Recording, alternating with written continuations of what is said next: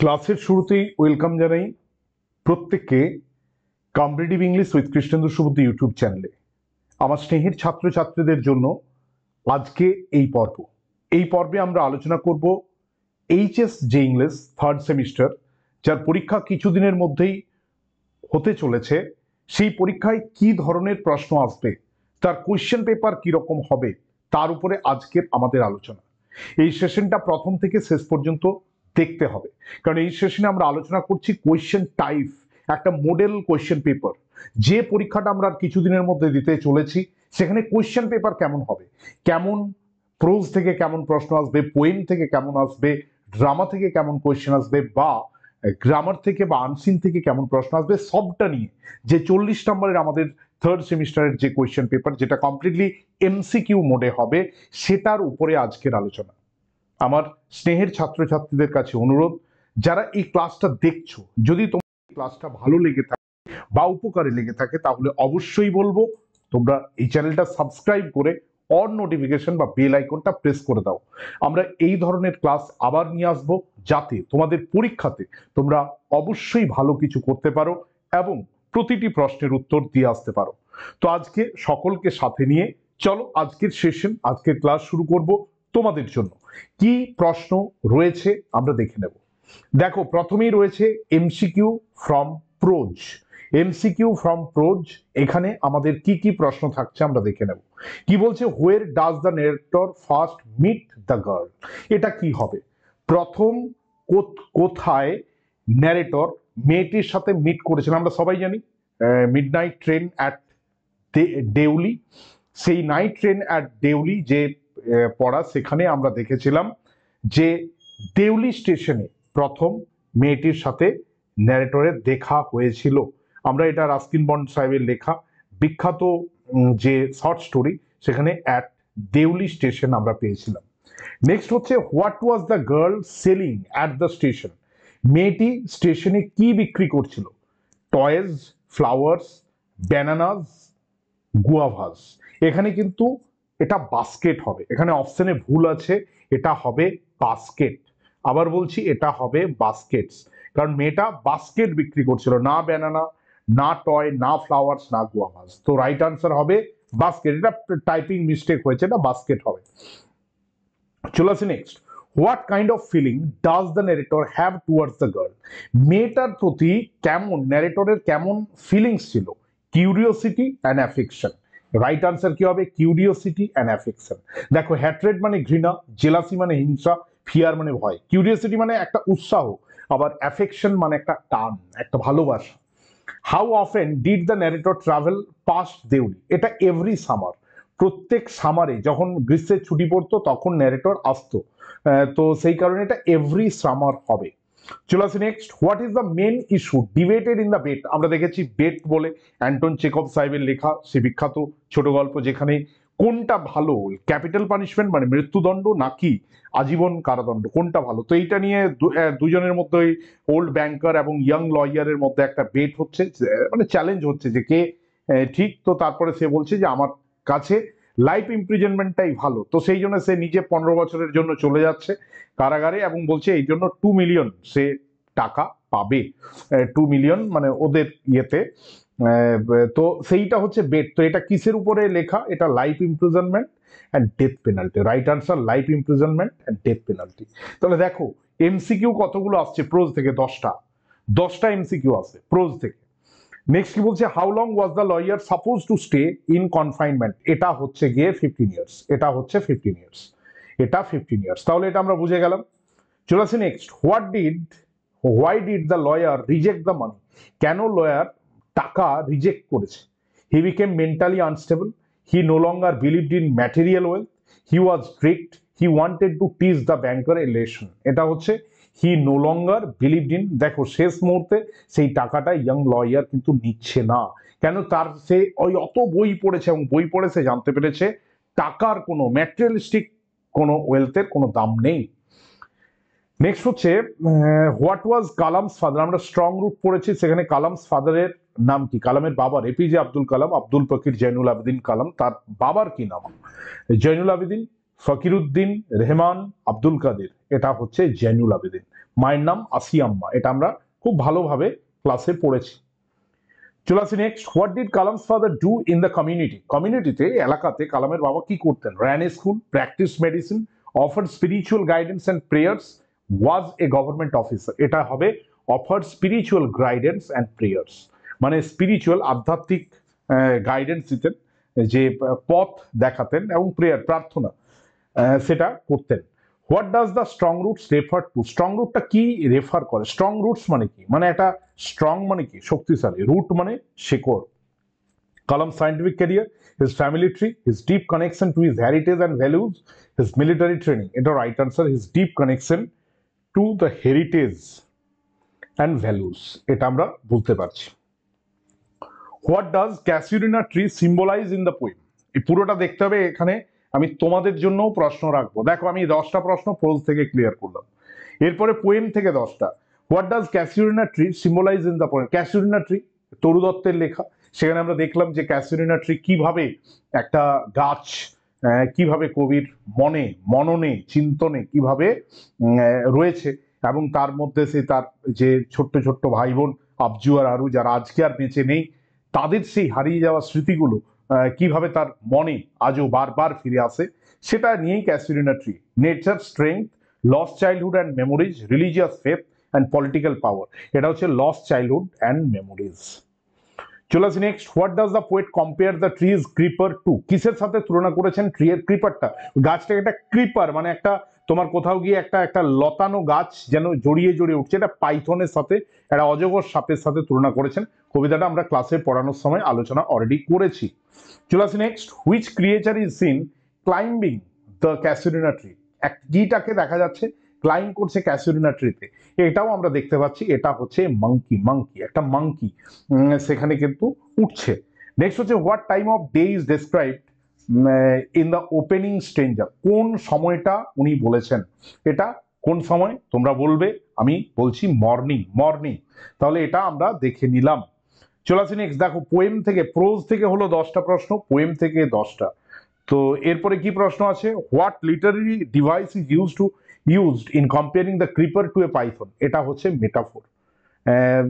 Like a Python ইয়ে আছে, যেখানে পাইথনের সাথে ক্রিপারের তুলনা আছে, এটা হচ্ছে মেটাফোর, মেটাফোর।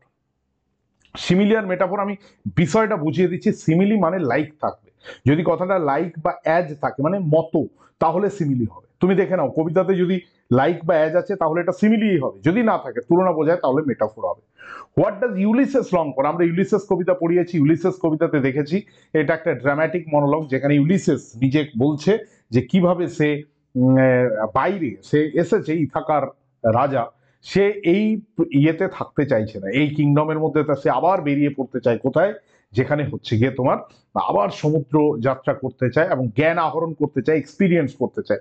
তো what does Ulysses long for? Adventure and exploration, এটাও আমরা খুব সহজে বুঝে নিতে পারছি। চলে আসি next, who does Ulysses plan to leave the kingdom to? এটা হচ্ছে টেলিমেকাস। টেলিমেকাসকে ইয়ে হচ্ছে ইউলিসেস পুরো ছেড়ে দিয়ে যেতে চাইছে। What is meant by to strive, to seek, to find and not to yield? কি বোঝাচ্ছে ইয়ের দ্বারা, ওই লাইনটার দ্বারা? To strive, to seek, to find and not to yield, মানে চেষ্টা করতে হবে, খুঁজতে হবে, খুঁজে পেতে হবে, ভেঙে পড়া চলবে না, হেরে যাওয়া চলবে না। এটা মানে কি? To enjoy life passively, to keep pursuing goals until death, two ওবে without question, to avoid.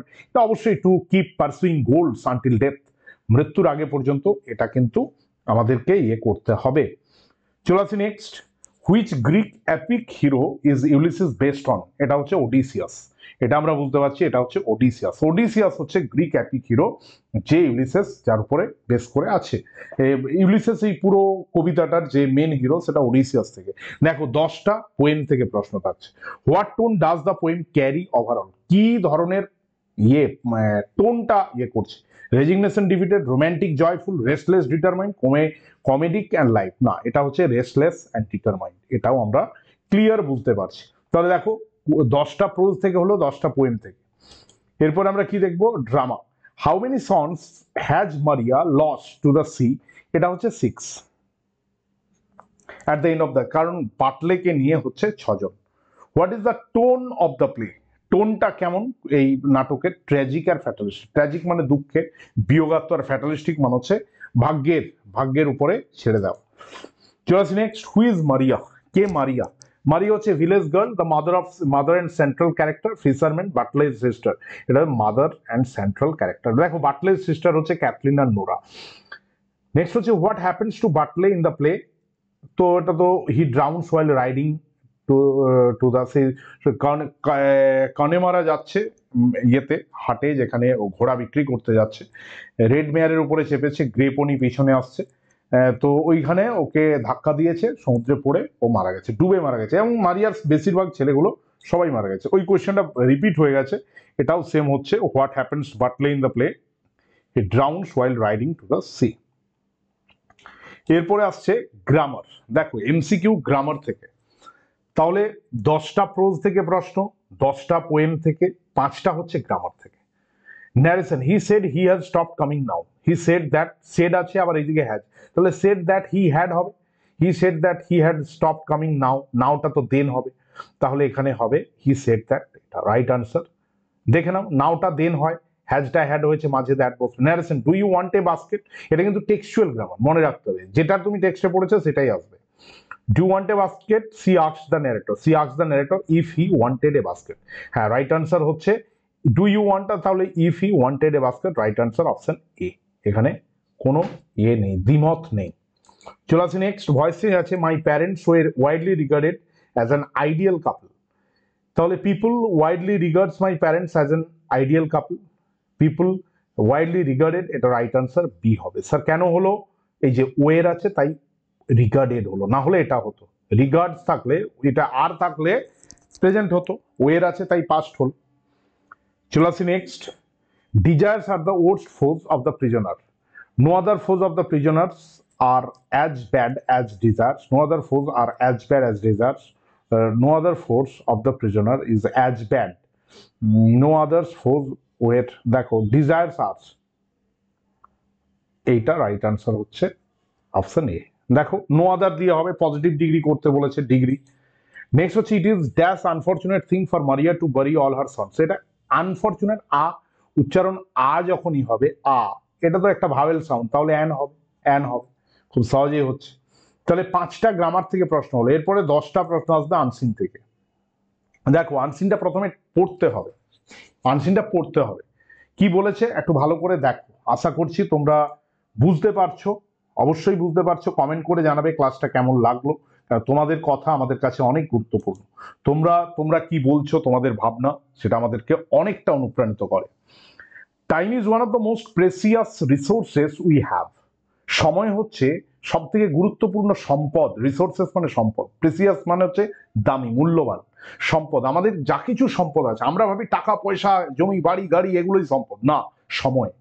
দেখো আজকে বেঁচে আছি তাই সব কিছুর দাম আছে, আমি যেদিন মরে যাব সেদিন কিন্তু এই কোনো কিছুর দাম থাকবে না। আমি একটা এটিএম কার্ড নিয়ে 100টা টাকা নিয়েও কিন্তু আমি মৃত্যুর পরে যেতে পারবো না, আমাকে কিন্তু খালি হাতেই যেতে হবে। তো এই জন্য বলছে time is one of the most precious resources we have. যত কিছু আমাদের রিসোর্সেস আছে তার মধ্যে সময় হচ্ছে সব থেকে গুরুত্বপূর্ণ। Unlike money or material things, টাকা এবং পার্থিব জিনিসের থেকে আলাদা হয়ে ওয়ান্স টাইম ইজ লস্ট। দেখো এই টাকা পার্থিব কোনো জিনিস, তোমার একটা দামি জিনিস ছিল, সোনার কোনো একটা জিনিস ছিল, বা যে কোনো টাকা ছিল, অনেক টাকা, সেটা হারিয়ে গেছে বা হারিয়ে ফেলেছো, তুমি ওটা আবার ফিরে পেতে পারো। কিন্তু ওয়ান্স টাইম ইজ লস্ট, কিন্তু সময় যদি একবার হারিয়ে যায়, ইট ক্যান নেভার বি রিগেন্ড, এটা কোনোদিন তুমি ফিরে পাবে না। মেনি সাকসেসফুল পিপল সে, অনেক সাফল্য মণ্ডিত মানুষজন, মানে সফল হয়েছেন এমন মানুষজন বলেন দ্যাট টাইম ম্যানেজমেন্ট ইজ কি টু দেয়ার অ্যাচিভমেন্টস, যে তারাই সফলতা পেয়েছেন কারণ তারা টাইমটাকে কাজে লাগাতে পেরেছেন।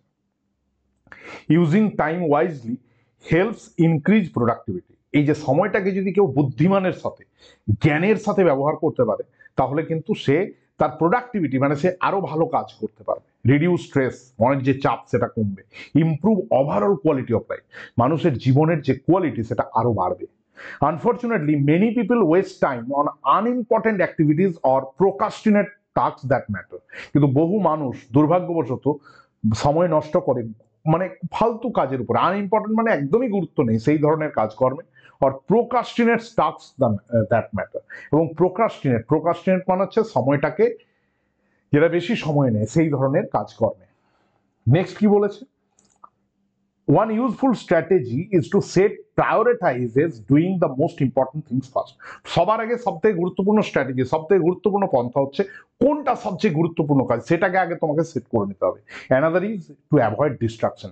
কোনো ওই যে একটা ভাবতে আমি এটা পড়তে বসেছি হঠাৎ আমার মনটা উড়ে গেল, এই ধরনের জিনিস ডিস্ট্রাকশন মানে মনোসংযোগের ঘাটতি, এটা করা চলবে না। Such as unnecessary screen time, আমি মোবাইল ফোন দেখছি, ল্যাপটপ দেখছি, কম্পিউটার দেখছি ঘন্টার পর ঘন্টা কোনো কারণ ছাড়াই, এটা বা মাল্টিটাস্কিং একসাথে সব কাজ করব, এটাও হয় না। Learning how to say no to time waster is also valuable. দেখো তোমাদের বন্ধুদের মধ্যে এমন আছে যারা একটু গল্প করে, একটু আড্ডা দেয়, একটু সময় নষ্ট করে, তাদেরকে নো বলতে হবে, না তোমার সাথে আমি মিশবো না। তাহলে by respecting time we respect ourselves and others. তাই আমরা যদি সময়কে দিতে পারি, শ্রদ্ধা করতে পারি, তাহলে আমরা আমাদের নিজেদেরকে শ্রদ্ধা করতে পারবো এবং অন্যকেও শ্রদ্ধা করতে পারবো। এই হচ্ছে আনসিন। এরপর এখান থেকে কেমন প্রশ্ন আসছে আমাদেরকে দেখে নিতে হবে। What is described as the most precious resource? কোনটা সব থেকে গুরুত্বপূর্ণ সম্পদ? খুব সহজ, টাইম, একবার পড়ে নিয়েছি। What makes time different from money? Time can be sold, time is unlimited, lost time cannot be regained. এটাই রাইট আনসার। যে সময় চলে যায় সেটাকে আর ফিরিয়ে আনতে পারবে না। What do successful people say about time? Successful যারা সফল ব্যক্তি তারা সময় নিয়ে কি বলেছেন? It should be ignore, managing it key to success. হ্যাঁ অবশ্যই, সময় যে ম্যানেজ করতে পারে সেই সফলতা পায়, এটা টেক্সটেই লেখা আছে। What is one benefit of using time wisely? More sleep, less money spend, reduce stress. অবশ্যই সময়টাকে সঠিকভাবে ব্যবহার করতে পারলে তোমার মনের চাপটা কমবে। What is common way people waste time? কোনটা দিয়ে মানুষ সময় নষ্ট করে? Reading, sleeping, procrastinating, exercising. এটা প্রোক্রাস্টিনেটিং, এই ওয়ার্ডটার মানে প্রোক্রাস্টিনেশন মানে দীর্ঘসূত্রিতা। একটা কাজ আমি আজকে ভাবলাম বিকেলে করব, না করলাম না, কাল আরও মন গেল না, পরশু, এইভাবে ফেলে রাখা। এই যে কাল, আজ পড়তে পারছি না, কাল থেকে পড়বো, এইটা। What does setting prioritise mean? Doing easy task first, avoiding all task, doing unimportant things, doing the most important things first. হ্যাঁ, doing the most important things first, সবার আগে গুরুত্বপূর্ণ কাজটা করে নিতে হবে। টোটাল 10টা প্রশ্ন থাকবে। Which is the following is time waster? Planning ahead, unnecessary screen time, reading important notes, writing a do list. হ্যাঁ, এটা আননেসেসারি স্ক্রিন টাইম। নেক্সট হচ্ছে what skill is described as valuable? কোন স্কিলটা সব থেকে valuable? Learning a new language, saying no to time waster, taking breaks, checking message. এটা saying no to time waster, এটা আমরা বুঝতে পারছি। চলে আসি নেক্সট, কি আছে? What does the passage suggest about multitasking? It is describe. দেখো মাল্টিটাস্কিং মানে একসাথে অনেক কাজ করব, আমি গান করব, আমি আবার নাচ শিখবো, আমি আবার ছবি আঁকা শিখবো, করতে পারো। কিন্তু যে কোনো একটা জিনিস তুমি যদি সফলতা পেতে চাও, if you want to be successful, then just stick to any one thing. Because Sachin Tendulkar আজকে এত ভালো ব্যাটসম্যান, শাহরুখ খান এত ভালো সিনেমা অভিনেতা, তুমি ভেবো না যে একটা মানুষ হবে যে শাহরুখ খান আবার ক্রিকেটেও খেলছেন, শাহরুখ খান আবার অন্য ছবিও আঁকছেন, এটা হয় না। যে কোনো একটা করতে হবে। মাল্টিটাস্কিং আসলে ডিস্ট্রাক্টিং, তুমি কোনোটাই, তোমাকে এখন পড়াশোনার সময় তোমাকে মন দিতে হবে পড়াশোনাটাতে, তো এটাই হচ্ছে, তাহলে অ্যাটেনশন ঠিক থাকবে। আবার অন্য কিছু করবো তাহলে ডিস্ট্রাক্ট হয়ে যাবে। What does respecting time reflect? সময়কে সম্মান করা বলতে কি বোঝায়? Respect for books, respect for others only, respect for fun, respect for ourself and others. হ্যাঁ, সময়কে রেসপেক্ট করা মানে নিজেকে রেসপেক্ট করা এবং অন্যকে। তুমি একটু আনসিনের বিষয়ে আমি একটু বলতে চাই। আনসিনের বিষয়টা হচ্ছে সবসময় মনে রাখবে, আনসিন তুমি যদি 2-3বার ভালো করে পড়ো আর কোয়েশ্চেনের সাথে লাইনগুলোকে মেলাও, দেখো ঠিক পেয়ে যাবে, কারণ এটা এমসিকিউ, অপশন দেওয়া থাকবে। আমি আবার বলছি, লাইনটাকে মেলাও, কোয়েশ্চেনটা পড়ার পরে আনসিনের প্যাসেজের লাইনটাকে একদম কলম ধরে মেলাও, মেলালে যেটা মিলবে সেটাকে ইয়ে করো, সেই ওএমআরে সেই বিটটাকে গাওয়াও। এইটা হলে তোমার কিন্তু খুব সহজে তুমি আনসিনটাতে 10-এর 10ই পেতে পারো। তাহলে নাম্বারের ইয়েটা বুঝতে পেরে গেলে, নাম্বার হচ্ছে প্রোজ থেকে আসছে 10 নাম্বার, পোয়েম থেকে 10 নাম্বার, ড্রামা থেকে 5 নাম্বার, গ্রামার থেকে 5 নাম্বার, আনসিন থেকে 10 নাম্বার। এই হচ্ছে কোয়েশ্চেন, এই হচ্ছে টোটাল কোয়েশ্চেন পেপার। ক্লাসটা কেমন লাগলো জানাবে, এরকম আবার ক্লাস দেব। তোমাদের পরীক্ষা ভালো হোক, আমার শুভেচ্ছা রইল, এবং প্রত্যেকে খুব ভালো করে এই সময়টাতে প্রিপারেশন নাও। আমার বিশ্বাস তোমরা প্রত্যেকে খুব খুব খুব ভালো করবে। Thank you very much, thanks a lot.